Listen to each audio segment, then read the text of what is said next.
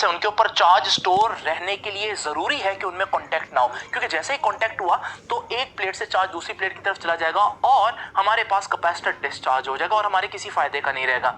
यही वजह है कि हम जो दोनों प्लेट्स हैं उनके दरमियान में कोई ना कोई इंसुलेटर रखते हैं ताकि चार्ज एक प्लेट से दूसरी प्लेट पर ना जा सके।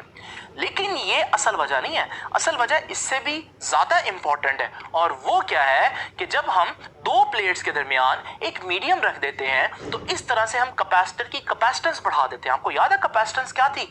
उसके चार्ज स्टोर करने की एबिलिटी। इसका मतलब चार्ज स्टोर करने की एबिलिटी हम बढ़ा देते हैं। लेकिन ये कैसे होगा इसको तो हम डिटेल में डिस्कस करेंगे।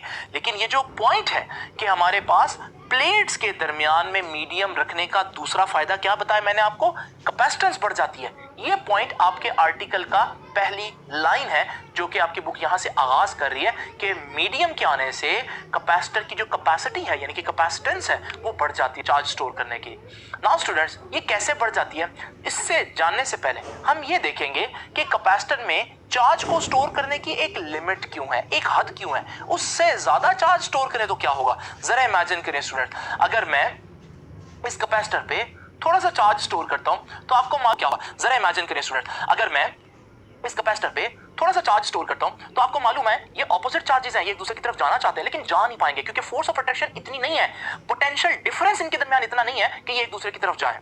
इसी तरह स्टूडेंट्स, अगर मैं चार्ज ज्यादा स्टोर करूं तो फिर क्या होगा? चार्ज ज्यादा स्टोर होगा तो पोटेंशियल डिफरेंस बढ़ जाएगा दोनों प्लेट्स के दरमियान, और दोनों प्लेट के चार्जेस एक दूसरे की तरफ आने के लिए उनकी ख्वाहिश और ज्यादा स्ट्रांग हो जाएगी। बिल्कुल इसी तरह से अगर मैं और चार्ज स्टोर करूं तो भी आप देखेंगे चार्ज ज्यादा होने से पोटेंशियल डिफरेंस और बढ़ जाएगा, और पोटेंशियल डिफरेंस बढ़ने का मतलब यह है कि चार्जेस की एक दूसरे की तरफ जाने की ख्वाहिश बढ़ जाएगी।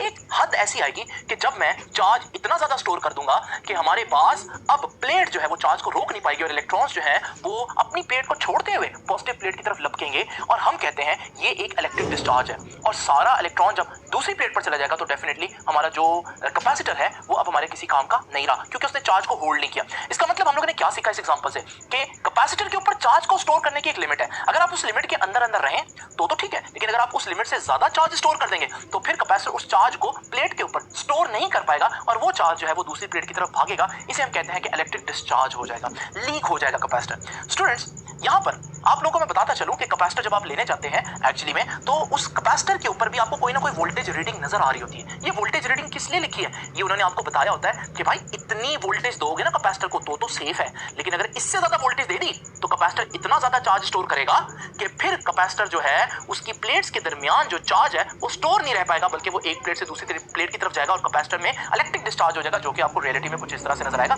इसका मतलब कैपेसिटर के ऊपर जो रेटेड वोल्टेज है, जो उसकी सेफ वोल्टेज है, उससे ज्यादा वोल्टेज नहीं देनी आपने। इसका मतलब चार्ज की एक